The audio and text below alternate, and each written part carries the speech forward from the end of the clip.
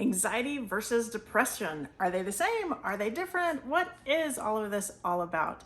Hello, I'm Dr. Jessica, your all natural family doc, and I want to share some of my insight on how to help if you or your loved one is suffering from anxiety and or depression. Sometimes they're the same, sometimes they're not the same, sometimes you just get lumped together with all of them. But let's talk about this a little bit. So when I talk about anxiety and when I'm talking patient-wise, I usually tell them that anxiety and excitement are the exact same physiological exchange. And so sometimes when we're little and we get super excited about something, our physical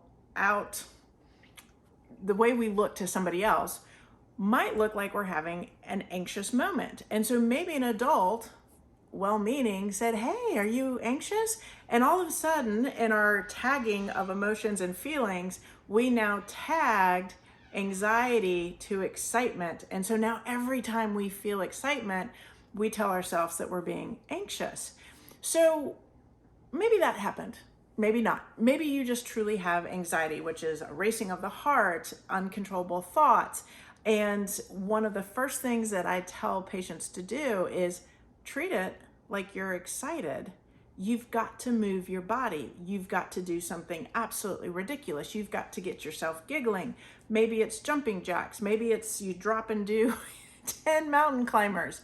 But do something physically different to get yourself to think differently. The other thing is grab a carrot stick, grab a celery stick.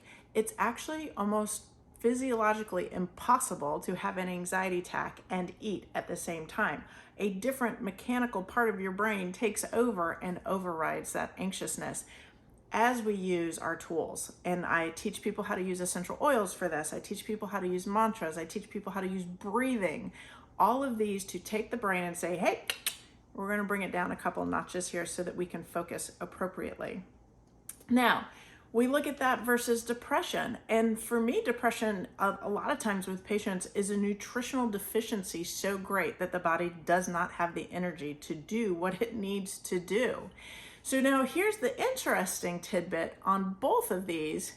Both of these can be triggered by the same food groups, wheat and sugar.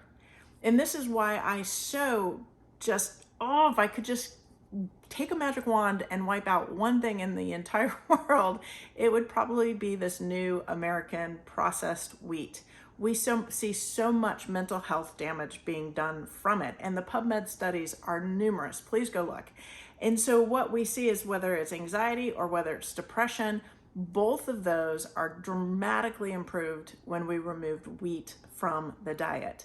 So then where does sugar fall into all of this? Well, it falls into both sides. Number one, it pumps your system up and can raise heart rate and get you super anxious. And number two, over a long period of time, it's also going to strip a lot of the nutrients out of your system and can lead to depression. So a lot of times people go, well, I don't eat a whole lot of sweets or treats or things of that nature. But if we actually start looking at our childhood on up, especially those that have been born since the 2000s to today, you'll find that your kind of daily allowance of sugar should have been somewhere around 25 grams a day. But now let's think about the Frosties and the smoothies and the pops and the different colors, Skittles, things of that nature that maybe have 60, 70, 80, 100 grams of sugar a day, and you were eating those every single day in your youth.